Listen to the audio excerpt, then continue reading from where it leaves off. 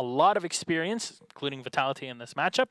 But we'll take a look at our map bans to see which map we will play on in this matchup, bringing Vitality and IDK against one another. We'll remind you, Villa is removed instantly because IDK played yesterday. Vitality played Oregon against Penta, and they ended up tying them as well. So both teams coming out of a tie from yesterday.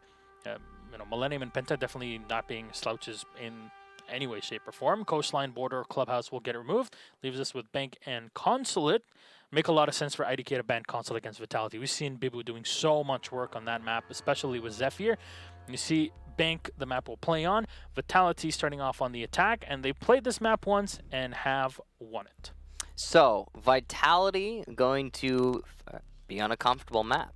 I don't know, on a map that we haven't seen them play yet, so we aren't certain of their expertise here. Though I can't imagine that they're going to be at too much of a disadvantage. Bank is a pretty staple map.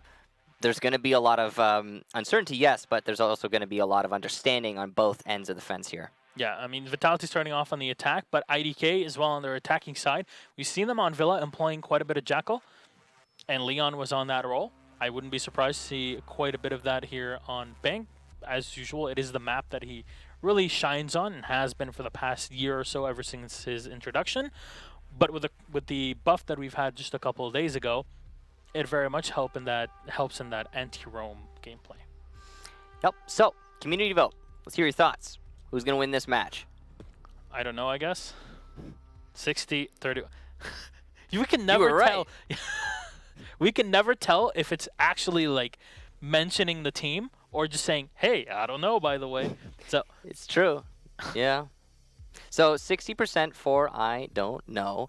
And hopefully in the future, of course, a little bit less confusion there. We'll see. Yes. They did announce that they've been picked up by an organization. That announcement will go live on August 1st.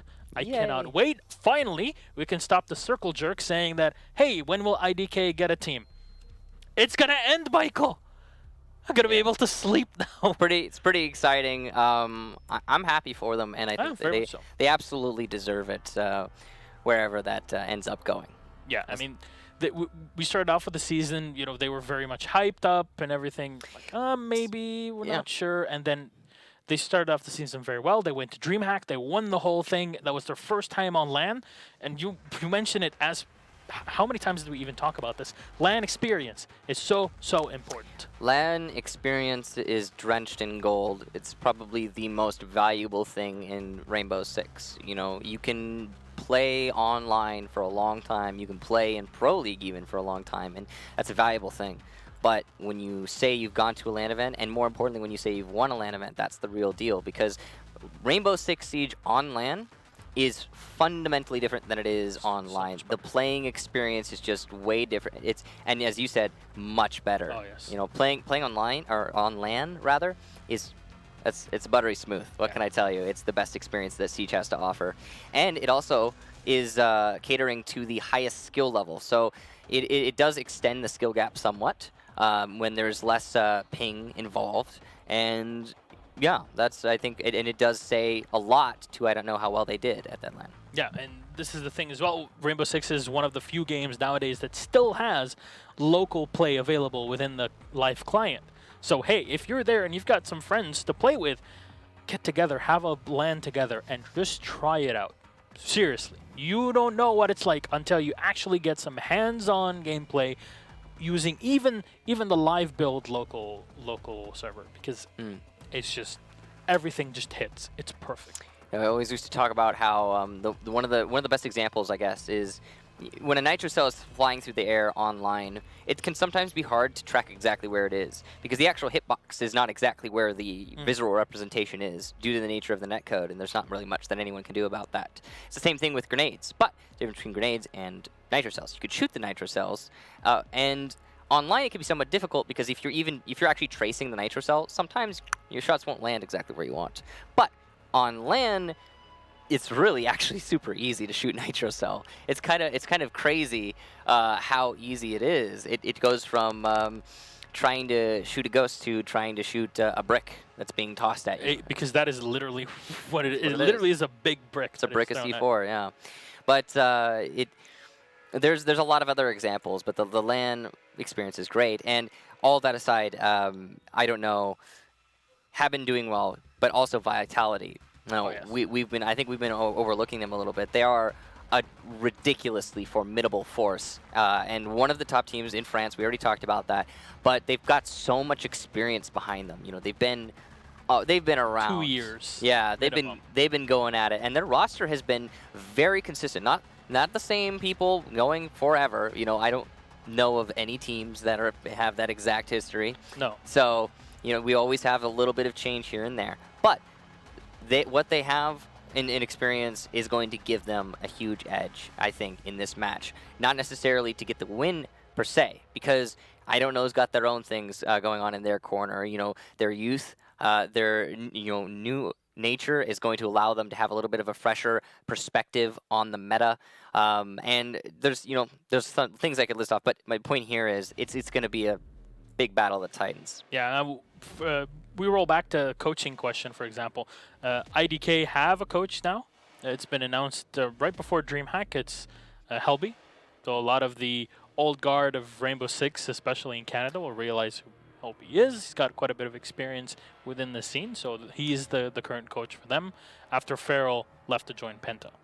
Helby is an OG. He's got experience playing, and he's got a lot of knowledge when it comes to Siege. So I'm sure he can contribute a lot to that team, and I'm sure he's already proven to be doing just that. Probably part of the success that I don't know has been having. Yeah, and Vitality, of course, they have a three-person squad that's behind them. Yeah. They got Bios, who's been in here for the past couple weeks. They've got Heavens. They've got Liliun as well that's behind them. That's 3 people that can offer quite a bit of help and analysis and strategy to the team. So that team support from the organization definitely is present. Logistical, analytical, and just moral support. Some of the biggest things that a lot of teams are lacking in Rainbow Six Siege, and Vitality has those in spades. Now, we're going on to Bank. Yep.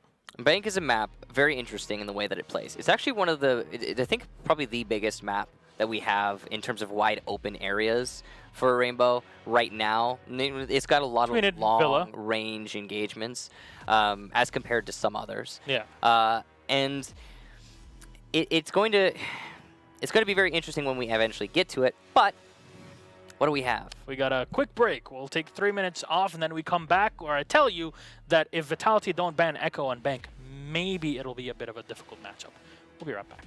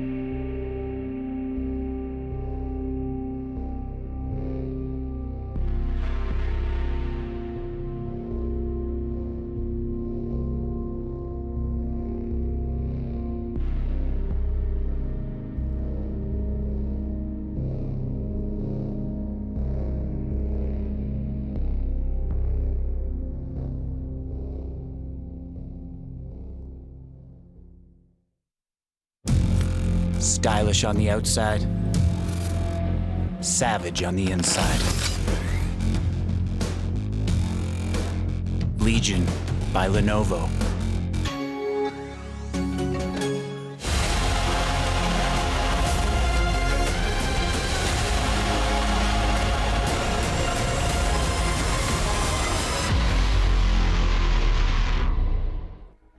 Welcome back, ladies and gentlemen. After a quick break, got all our players in the lobby, so we're almost ready to get this show kicked off yet again. IDK versus Vitality. Map is Bank.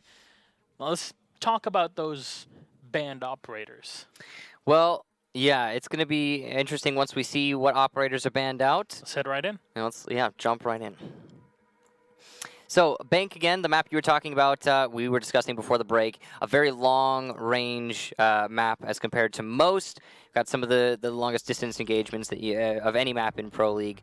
It's definitely high up there, if not the top. So, as we start the ban phase, I don't know, we'll be on defense, Vitality on attack, and I don't know, as a result, we'll ban first. We'll see what they end up banning first. Maybe the line, no, the glass will be removed. Actually, it makes a lot of sense. You're playing against Zephyr, you ban the glass, but Zephyr seems to rotate a lot to the Monty if the glass is banned, so you can predict that. Now, IDK's bans are fairly predictable as well. Vitality will ban the Lion, so there you go. So far, so good, I guess. Vitality, please ban Echo. I beg you, ban Echo. They need for themselves because of their slow play style, and there you go. Okay. Echo is banned. Vitality are much safer now, but means that IDK will insta-ban Mira, which is what they always do. All right. Yes. So, very predictable operator bans across the board. Not a single surprise. Nothing at all. Now, sometimes we see a Hibana ban on Bank to shore up the defense of the basement and force the attackers to go for a server take, but not the case here. And because of that, Spark and Vitality will be able to bring a... Oh, I guess possibly not. Maybe no Hibana? That's interesting.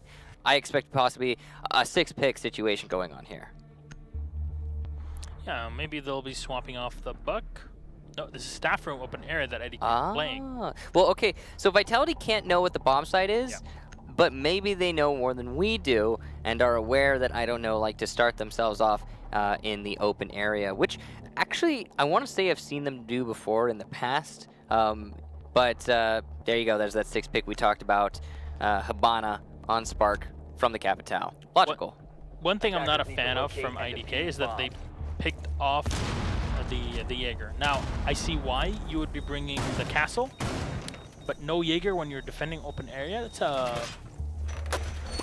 If you lose control of the top floor, which you inevitably will, you kind of open yourself up to quite a bit raining down the road. Attackers have discovered the location of a bomb. It's a difficult thing to hold and attack both. I mean, it really just comes down to a bit of a rock, paper, scissors on who's applying pressure where. Are the roamers going to be holding upstairs hard? Are they going to be pushing out horizontally? Are they going to be opening up or reinforcing the drop downs above this area? There's so many different variables, and it all, yeah, like I said, it's a bit of a rock, paper, scissors. There is a rotation hole out, and they did not reinforce the entire wall looking into Skylight. Not yet, at least. So, right off the bat, Sparks will be using an Scaros to open up a castle barricade. Could use the utility on this site, to be honest. You can open up a lot of these drop downs, and they could be very useful for your push, but it's not essential, and also you have a Thermite to do that with. And the Hibana is always a great pick. When we talked about this so much before, and even in Season 7 and beyond, the Hibana herself, she brings a lot of utility, of course, with the X-Kairos, but once that utility is expended, or you have no need for it, she fills that Fragger role very, very well. Yeah. She's got 2 great primary weapons, as does Zephyr on the Dokkaebi, with that EBR and SMG-12. There's a lot of those 2 primary weapon operators that are being utilized by the attackers and defenders both, often in this meta. You see the walls that are reinforced there from the hallway into the lone office. As the Buck has come in, Lems already has a camera, and he will be able to spot One player coming up the stairs, and that is the Buck, who's proceed to open things up and try to deal with the archives and with the teller's office. C4 is going to get thrown up, but to no avail. Nobody's here to respond. And the rest of IDK just sitting pretty, but early control of the map will go the way of Vitality.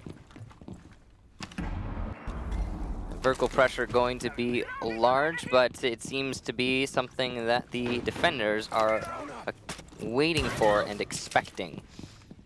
See the drop down starting to get opened up thanks to the ample opportunity and plenty of hard destruction available to the attackers.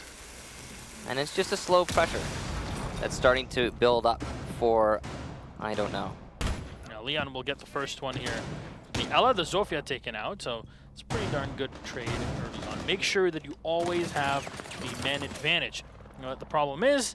Now Leon is cornered on the side. Zephyr does not want to be forced to use that call. It would be a bit redundant to put that much utility to push the Ella away. And Zephyr is on the drone as the Ella literally walks right next to him. And Zephyr just runs back. Oh. They only knew, and they'll spot one on the floor. No! Stizzy just jumps on up and gets the kill onto Zephyr. What is going on here? Leon from the back will get one, spraying through the wall. Cannot get the kill on Spark. There we go. He'll go down finally to Leon. Gafal will get one out of it. The second, but not the third. Meepy comes in from the side, cleans up Vitality. What a round. Not much to say about that other than, holy wow, there were some huge things left uncovered by Vitality. The most notable, of course, is the square stairs not being watched at all. Zephyr, that was his job, and he fell off of it too early in the round. Now, following up that, there were no drones placed on it. You know, if you're not going to hard watch the angle, put somebody who's dead on a drone to watch the angle. You know, deny your flank somehow.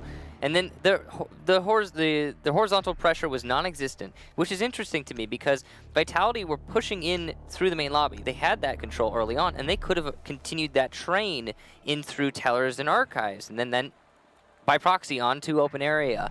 But they instead pushed all of their players upstairs, which led to nothing because the defenders were playing dynamically rather than statically for a number of reasons. First of all, there were no mirror windows, just as an easy example, and they were just getting aggressive.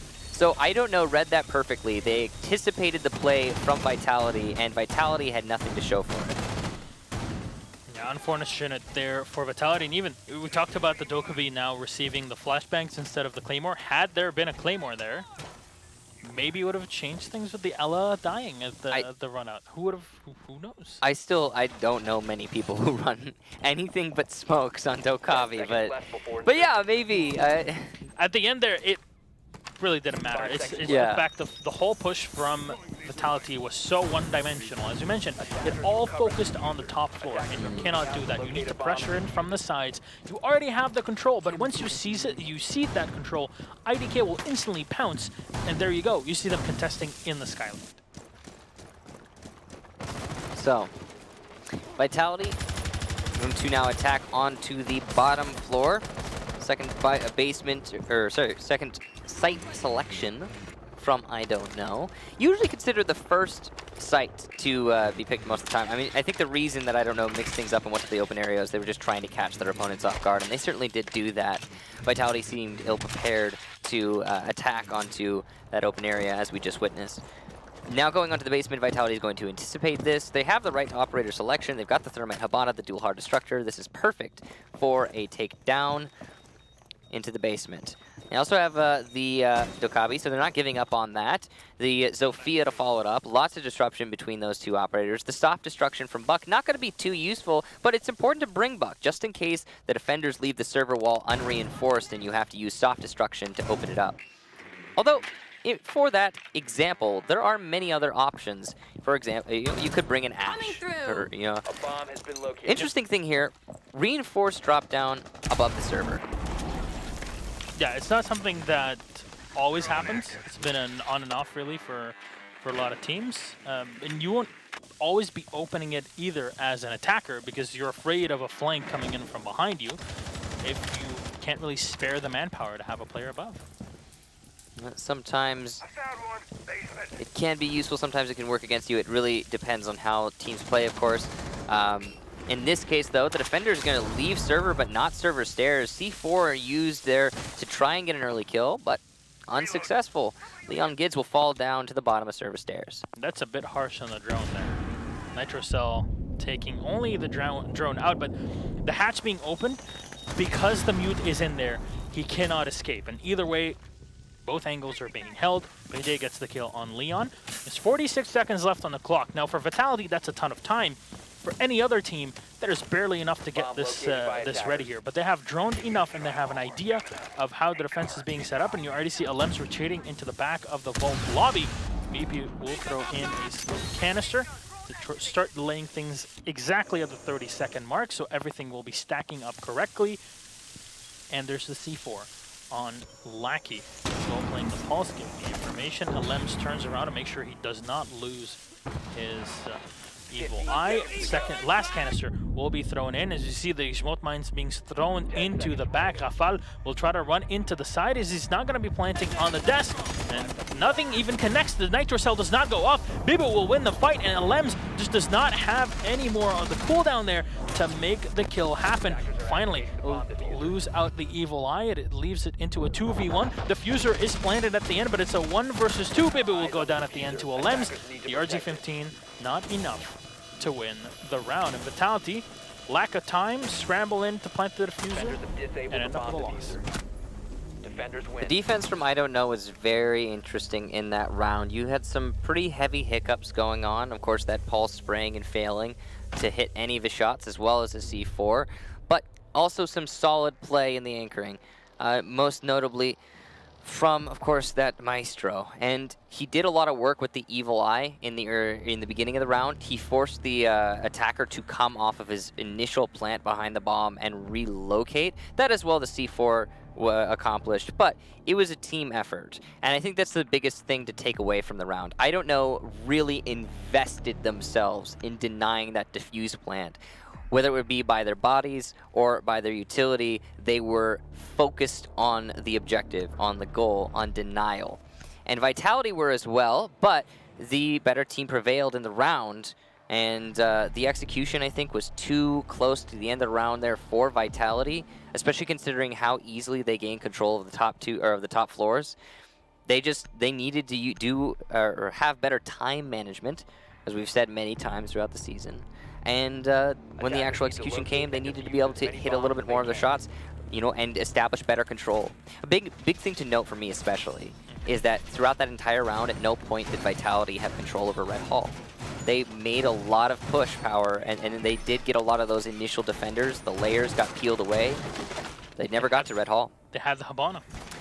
Yeah, it was a weird round for Vitality. They did have a little bit of oversight. All right, we'll see their setup in here as IDK, of course, are going for a play upstairs in the CEO. So Lackey will bring in the castle. It makes a lot of sense. This is one of the sites where castle is very important. You want to block as much of the line of sight as possible from the outside windows. And just a few days we were talking about it with C9 playing, and they ended up abusing those windows very, very well.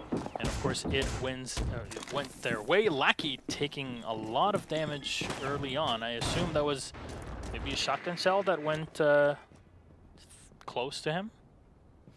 Either way, a lot of damage done, and as a result, we will see a reset. Probably the right call there for Lackey. He was within inches of his life, and now he'll have a fighting chance as this round starts. It looks like a variety of types of pressure being applied from Vitality. They don't seem to have any particular focus, instead choosing to spread themselves wide.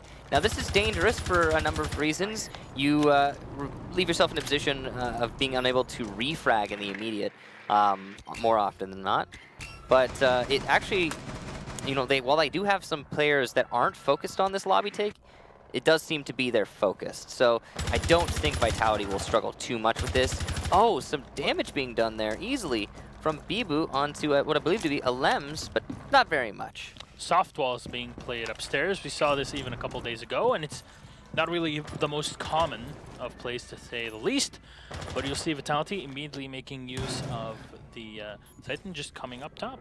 This is pretty crazy. Brit has been allowed easy access to the top floor, Clearing the way. and he really should not be so easily in that position.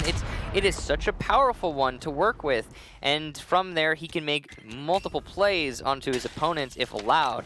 And you can see Vitality know this. They're stacking more players on this spot, and they're going to start droning their way in, as well as thermiting into the meeting hall.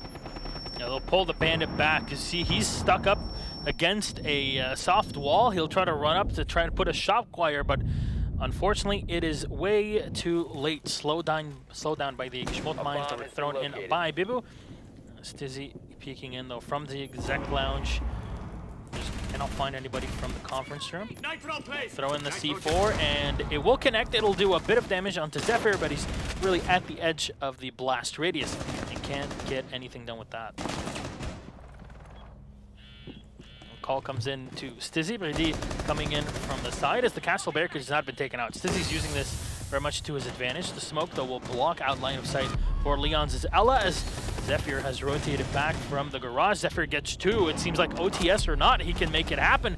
Rafale with another, but Lackey will take down Bride. 2 alive with 2 on Vitality side with low on health. Lackey spraying in, trying to do a bit more damage, but that's the pistol. He'll get shot down. Alems with the nitro cell, and is it on the correct spot? No, it is not. The fuser will get set, and now it's all up to Alems, with no nitro cell to go up and contest the last 4 of Vitality that have all of their rifles trained on to him. He walks up the stairs. He is spotted as well. Just dances around the lobby. Spark cleans up. First round for Vitality on a CEO take.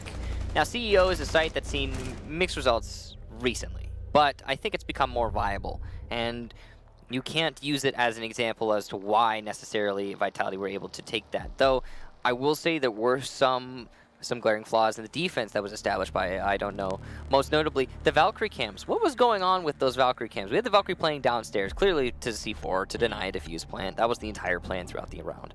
But the cameras were dispatched so easily that the information net was lost for I don't know, and thus the position that Valkyrie was trying to play useless. And usually when you see that happen, there's an immediate rotation from the Valkyrie, but he instead chose to linger downstairs and go for a blind C4. Now this can get you success if you're lucky, but it's a huge gamble. There's a lot of floor to cover, and there's even places inside of CEO you can play without being exposed to the C4 on top of the desk, for example. So a few oversights there from I don't know on just that one play, but apart from that, and this is another big thing, they allowed their opponents, Vitality, to get into the top floor, and they didn't fight back on at all in reception. That's huge. Reception on that top floor is one of the most important parts to hold on to as a defender because it's so easy to defend. Sorry, easy is a strong word. It is manageable to defend, depending on how your opponents play it and depending on how you set yourselves up.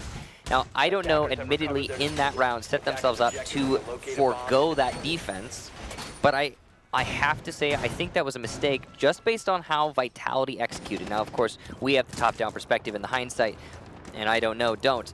But that is the mistake that they made, and Vitality, in their wisdom, were able to capitalize on that. So props to Vitality mostly, and yeah, it was a well-played round to them.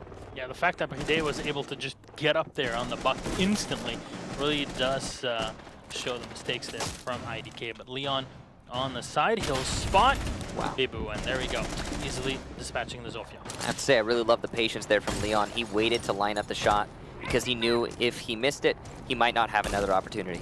But he bashed the window and waited for a couple seconds. I don't know where there was no reaction from Bibu in the moment, but I guess. Well, it doesn't matter now, I suppose, and I don't know, put themselves in the lead at the beginning of this round, only a minute in. Vitality, yet again, very spread out, just looking for some fights and looking for the angles. and they're going to use those Dokabi phone calls to give away positions of the defenders on the top floor, as well as some good drone work here from Bride. Yeah, he's getting so much information really back to Vitality. Even though they're a man down, that drone work might net them 3 kills to eliminate everybody from IDK in the top stairs. Though Mute sitting in the conference room.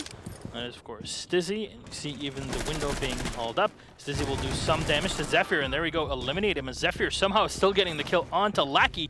Meepia will get 1 more with the SMG-11. We're at a minute 8. And already, 3 players from Vitality have been taken out. 4 players in total eliminated. It's all up to Rafal and Bride.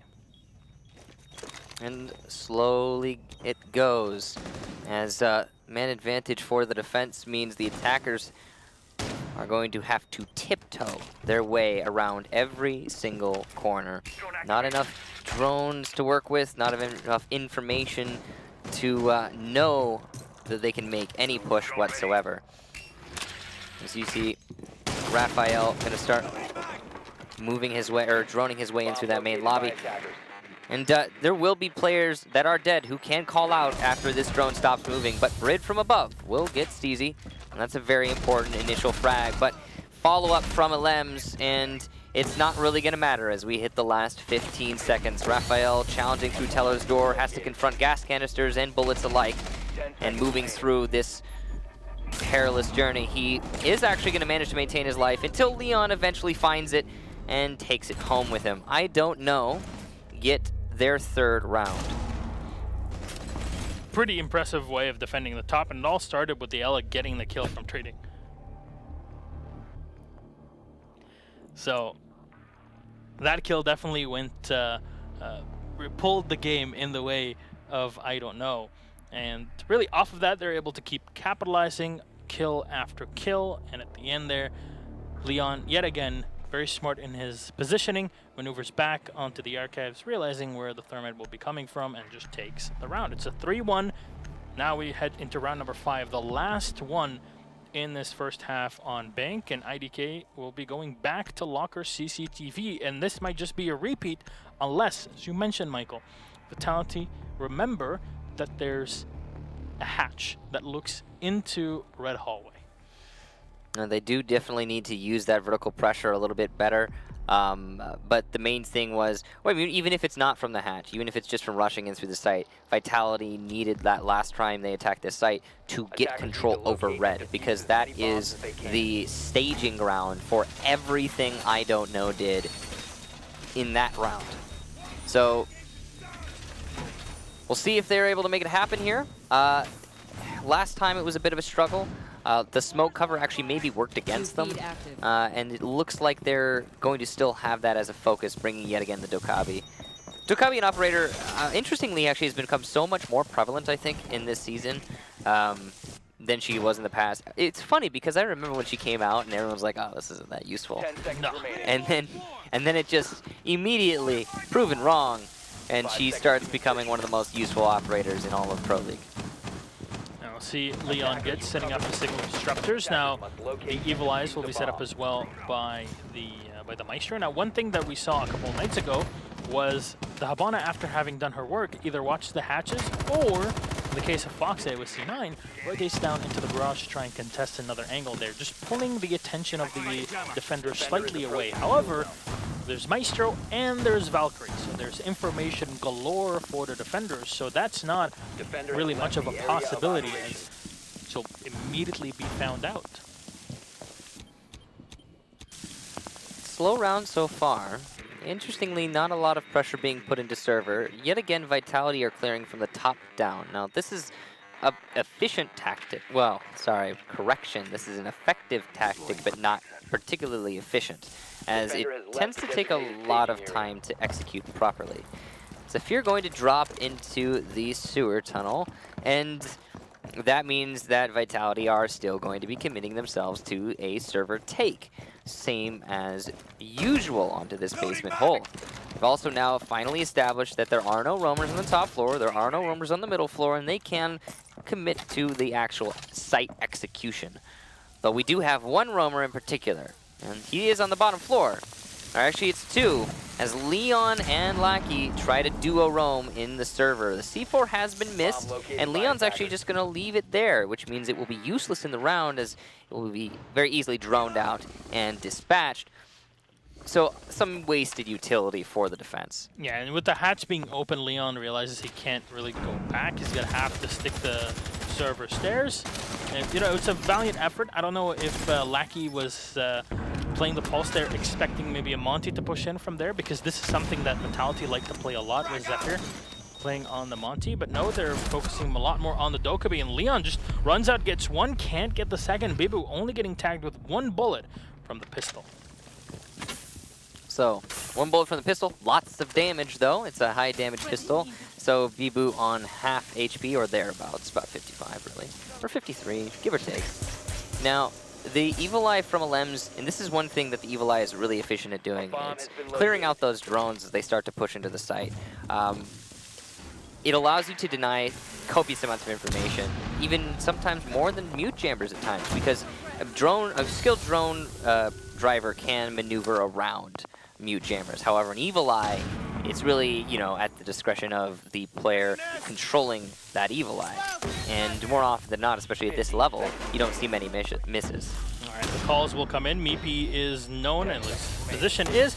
Gas canisters will get thrown out. There's still C4 available for the pulse, but will Lackey stick this one? You see where the plant is happening. It's all the way by the desk as Bibu holding up top. Stizzy getting the kill on Rafale, but the diffuser has been set. It's a 3 versus 2. It's up to Bibu and Zephyr to hold it. Bibu is up top. Lems is watching the hatch. Can have one player coming in to take down the diffuser. They're going to try to rotate from above and even try to take the Sophia straight on. Bibu will get 1 though as Stizzy tries to fight. Unfortunately, the MPX will not work well for him at that distance. Moves in with the Deagle. We've seen Stizzy's work with the Deagle yesterday, but there's little time left as Lackey will have to come in. Bibu getting the kill, and Bibu even the second one from above. The RG-15 finding Lackey's head, and I want to commend IDK for taking their time on the retake, but you know, trying to contest the Zofio, and there's multiple angles that can be played with her. It's not an easy thing to go for. So the difference between the takes there from Vitality is one major thing. The where they planted their diffuser. So the diffuse plant went deep into CCTV, but over by the desk. And in the past, it was a first attempt behind the bomb, second attempt followed up near the red hallway wall. This attack and this attempted plant, and thus actually successful plant, was a lot less invested from Vitality. So instead of going for what we were suggesting, which was the red hallway control, and forcing out a complete clear site, allowing them an easy plant, no real contention whatsoever, they instead tried to sidestep that fight back that I don't know we're putting up, and just plant as far away in the site as possible, and then run away and hold the post plant, which is hard to pull off. Real props to Vitality for making it work. We'll see the blitz being played out here by IDK. Of course, Meepy on the op. We've seen a similar thing, we'll mention again, the C9 game just a few days ago, where Laxing will rot out the same op. And you know what? Every single round was played off of that. It worked out fine for Cloud9. We'll see how IDK set this one up as Vitality. They're not going to be setting up a. I wonder. Does Zephyr have a camera or a C4? Can we check that out for a second, Marcio? Go on the mute. Out to locate a bomb and defuse it. The mute? No. Okay, great. So Leon gets on the Jackal, going up top in the back out rooftop, and he's playing the Jackal, so can track those footprints very easily, just in case there's a roam for Vitality as he turns around the last second, cannot spot the player coming up behind him. And interestingly enough, you guys did not know, the Inox, it gets disrupted by mute jammers. Yeah, so it will disrupt those electronics, but I'm sure Leon will find a way to maneuver around that. Interesting attack strategy from I don't know onto CEO right now. They're well, not necessarily interesting, but kind of cut and dry is, and that to me is interesting. I don't know usually have some clever ideas to spice up these types of deals. So it's very likely while we're seeing a standard take that there will be something new that I don't know will be able to show us. Now the Jackal track will mark some players, and we are going to see the Jackal light them up. A run out from Spark gets a Lems, and this is interesting. He's actually going to play the position using his Valkyrie cams and coordination with his teammates, which means information is being called out thanks to that camera, and he can continue to play this spot. The call out says there is an opponent coming from outside. That was Lackey, but Steezy's from the side, able to get the actual kill, and he should have really gone for the tunnel instead of lingering outside, but it was time wasted at least. Oh, Zephyr, what a shot. Takes down Lackey with the MP5, eliminating the IQ that was coming in from the front door. Now IDK will have to use that shield to their advantage. 3v4, and Leon will start things off here. The second part of the round, he'll get one kill. Smoke will get thrown in. Now, already one part has been opened up. He's by Vitality. The damage done to Bibu, and there we go. The finisher from Leon gets. He cannot go for the flick on Rede. Locate the bombs, but they need to set that diffuser, and who's carrying it? It is Stizzy, holding on the long angle, playing with the hollow sight. There you go. Damage done to Meepy again. He's not able to push, and using the long range. Playing long-range hallway engagements against the Maestro and against the opponent there on the castle, really difficult to play against. And Rafal gets one on Stizzy, leaving only the shield alone. 10 seconds left on the clock, and Brede finds the head. Meepy will go down. Solid defense there for Vitality, and I gotta be honest, I'm gonna come back to my original point here. The attack strategy from I don't know was really cut and dry. It was super basic. Coming from Square is a dangerous thing to do because it locks you into a one-dimensional take. We've talked about how those are sometimes really not ideal. The only mix-up you can throw in there is pushing from the stock room, and we did see the Jackal do that, but with no success. And when you're going to push in there, you're going to get immediately shut down, and there's no backup or follow-up from the rest of your team. Yeah, don't expect to win the round. I mean, the way that Vitality managed to take that round was very, very simple. They just came from the main lobby. Nobody from, I don't know, was watching that main lobby push, and thus Vitality was allowed to claw out the perfect staging ground for an absolute assault onto the actual bomb site. And they tore, I don't know, apart. But I don't know, on the other hand, fell into the trap that Vitality established, or, yeah, they just walked into the expectation. Yeah. And that's an easy thing to hold out against, I have to say. So, kind of surprised by I don't know's attack there. It was their very first attack, so there's still time for them to change things. 10 seconds remaining. Right, we'll see how Vitality play this one, because they're playing downstairs, CCTV and lockers. Lackey scout things out. You see the drones that are set up in front. Meepy yet again will be bringing the blitz. It's almost the same lineup as before, as IDK are bringing Lackey on Thatcher, just in case there's any batteries or any equipment as well, including those goo mines, any mute jammers, etc., to take them out before coming down on the site. I believe they are just expecting to go down on CCTV, and this is, on paper, a good operator lineup. From both teams, really. You can't go wrong with a lot of these selections. C4 from Zephyr, pre-placed, and Lems will be eliminated. Well played for Team Vitality. I don't know now going to be at a man disadvantage very early on. See, that's great there. Again, the expectations, I don't know, have been playing into them in the last round, in this round. And Vitality are really good at countering those. There's always going to be someone coming in through that doorway at the top of Square from the balcony. In most rounds, it's uncommon for it to not to happen. So put a Valkyrie cam, put a C4 underneath, free kill. And it's only going to work once per match, but it's a free kill in a round, and you just can't say no to that. Yeah, and this site, CCTV and lockers, is really the perfect one to go for it because the attacker's not really expecting anybody to blindside them there because it's a multi-tier defense. You know, multiple levels to get all the way down in the basement. So Zephyr still hold up, though, in the kitchen.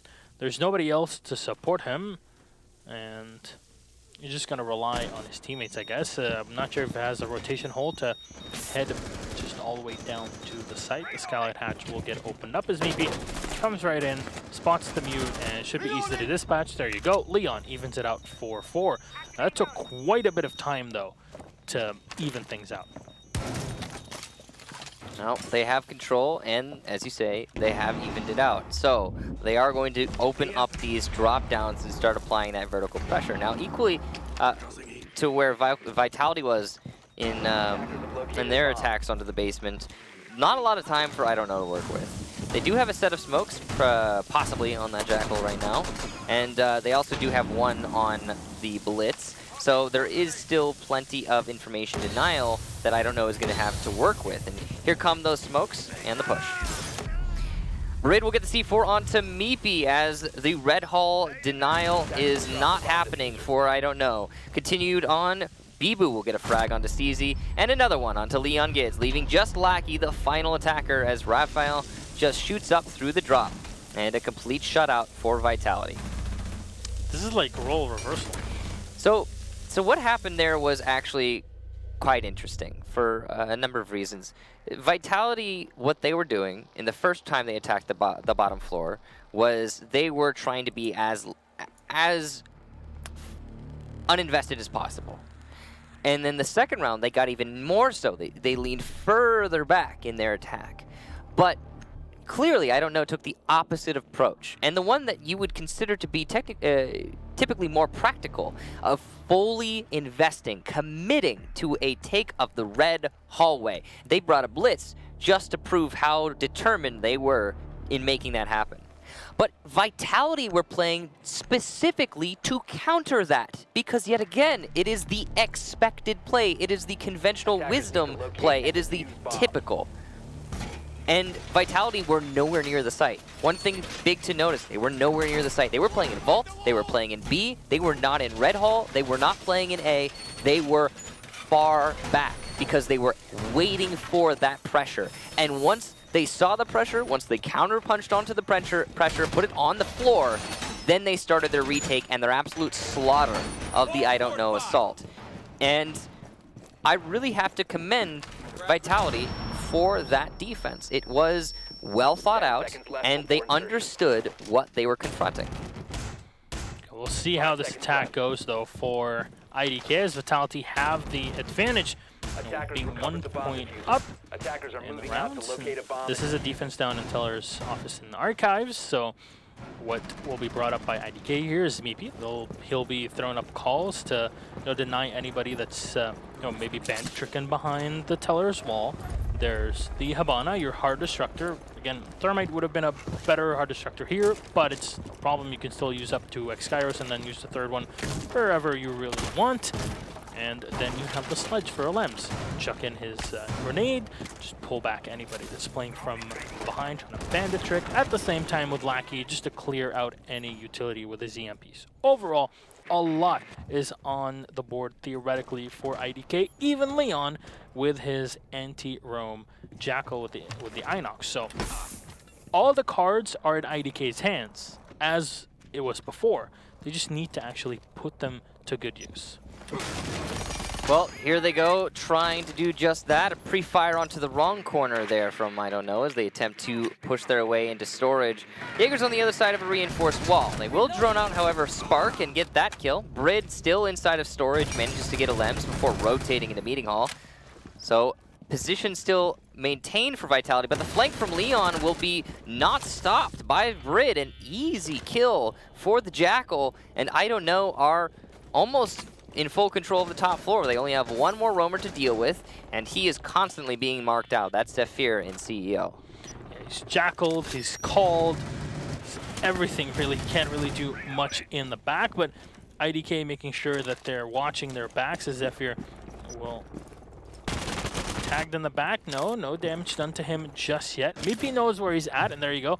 The castle from below will get tagged as Meepy uses his second call with the logic bomb.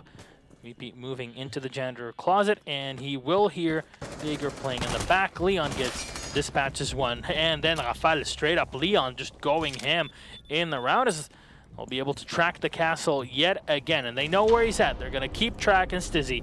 He'll get the last kill on Bibu, not even needing to drop down on the site. IDK just counter every single position that Vitality were in. You know what's interesting about those counters, though, is they are incredibly shallow. The way that I don't know is playing is not strategic. It's more dynamic. And please bear with me. It makes me think of Penta, the way that they play, but on the more fragger-heavy side. Penta is a bit of a mixture of his team. They don't dedicate themselves to the strategy role. They don't dedicate themselves to the frag pure role. They don't dedicate themselves to the synergy pure role. They have Whatever they need. whatever they need, right? But they're always able to rotate those mentalities. I don't know, have been a little bit more based on, in this match at least, based on synergy and teamwork and individual fragging potential. The strategy from them has been there, but not as prevalent as what we're seeing from Vitality. When Vitality is allowed to establish, set up a strategy, and execute it properly, they do not lose that round. When I don't know is put up against some of those strategies, sometimes they can make it work for them. Sometimes they find the opportunity, they find the mistake, and they seize it. But Vitality are making very few mistakes. In that last round, they made a couple. One of the most notable ones was, again, relying on a castle barricade. I've said this a couple times, especially in that particular position. Inside of storage, that castle barricade is not going to stop the attack. So you have to expect to have to play around that. A couple other things, like, for example, the bandit inside a meeting hall. He was caught off guard, and there was nobody watching his flank. The Jaeger and CEO, that was his job. He needed to be in that lounge area, watching his teammates flank, and not allowing Leon to just walk into meeting hall and get that free kill, because that was the beginning of the cascade. And yeah, as soon as, I don't know, had top 4 control, they had that dominant lead, and they had so many pieces of utility to counter what was left of the defense. I mean, you saw the castle. We got Jackal tracked. It was the last player in a one, or was it Castle? Yeah, it was Castle at the end. The last player in a 1 versus 5. That's not a winnable situation, and it becomes even more difficult when you get Jackal tracked. So right in the beginning of the round, 2 kills for I don't know, just to start us off. Cam in position. All right. Interesting, to say the least, and a big kill on the Legion. The castle had already set up his equipment, but just playing from the outside. They haven't... IDK just now are starting to get into the building, and they're just entering the lobby. They even haven't taken out a number to wait at the tellers just yet. I really like this change from, I don't know, pushing the lobby is probably the best call they could be making onto a top 4 take. They saw that Square was really not working out for them, and they said, hey, let's do what Vitality did. Let's make a different push. What a shot from Leon. Impressively done, and a fellow will be dispatched quite easily, it seems. It's a great round for IDK, and they need that 5th round. Now, they've lost matches, they've lost 1 game, they've tied 2 matches. IDK really need the win to, keep up the pressure on the top of the standings in Europe. And Lems will try to guide them to that side. The grenade will get thrown into the back to take down utility. So 1 more defender dispatched, leaving just Zephyr. And obviously this is it's going to be a difficult win if he can pull it out. Probably one of the more incredible clutches we've seen in Pro League. I don't know is so well established at this point. It's going to be a shutout. Alems gets Zephyr. Perfect round for I don't know. And the show goes on. So that was I talked about how Vitality, if they're allowed to establish themselves, they're undefeatable. But they seem to not even be focusing on that in the last 2 rounds. They've been getting just demolished now, and it's not as if I don't know is suddenly playing better. They are making adaptations. They went to the main lobby. Props to them for that. Good change. But they they aren't playing that much better. Vitality are just playing a little bit worse. Yeah, it's just, as you mentioned, IDK are not doing anything completely new. It's not like they're reinventing the wheel. They're just playing solidly, you know, checking the angles that more often than not, there's a player standing there, and they got 2 free kills early in the round just because of it. Yeah, and it's weird because Vitality is not the type of team that's going to be positioning themselves to allow for those kills. It is so odd to see from them. I mean, we were talking in the previous few matches, there were a lot of really big mistakes that are being made from all of the teams. Oh, Leon. And it was a struggle. What's happened? 14. Oh wow, look at that. 14 kills from Leon Gids, really having the match of his life. He's been fragging out, it seems. But yeah, as I was saying, Vitality are not the type of team to be making these kinds of mistakes, to leave themselves open like that. I mean, their defense of the basement that we saw earlier, their second defense ever, was absolutely stellar. Yep. And I'm guessing we're going to see something, or we're going to be seeing the same, but I can only guess at that. And I do expect their opponents, I don't know, to mix things up, to have a different strategy here. We'll see how this is played out by Vitality, as they need the tie themselves as well. Remember, both teams are qualified for the Paris Major, and even though, again, this is the last play day of this half of the season for Europe, both teams will be playing in just in under 2 weeks in the French capital. For now, they got to show who's really at the top there for Europe. This is number 3 and number 4 in the standings that are fighting for a higher position, trying to crunch up against the number 1s and 2, Millennium and Penta, who are playing right after this matchup. Leon Gids coming in, and this is the second tracking. We'll play off for the Jackal and be able to spot the Mute. So, thus far, Vitality have not given away any men in the first minute. So, a good start for them. Now, I don't know, on the other hand, are starting to get a lot of control, and a lot of the really important stuff is already taken into account. They've cleared out most of those roamers, I think all of them in fact, unless you count, of course, the server players.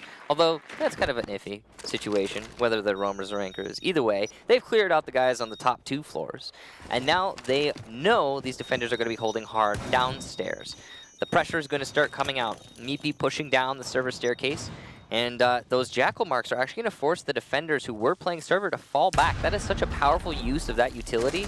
Really props to Leon to make it happen.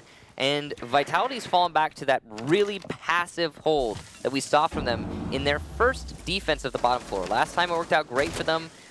We'll see if it works out this time. Drone will get thrown in here. Jackal watching the top. And Vitality are just really spaced out around the site. There's nobody really up close and personal to contest A, but they can, of course, throw their equipment all the way in the back from the lockers. Yeah, so Brit's got a long range on those gas canisters. Zephyr's got a long range on his C4. And that's, of course, the plan for Vitality. They're expecting the rush from I Don't Know, as it is the strategy I Don't Know employed last time. Now, this time there's no blitz for I Don't Know, so it's very possible that they're just going to go for a very shallow plant, and that could work out great for them.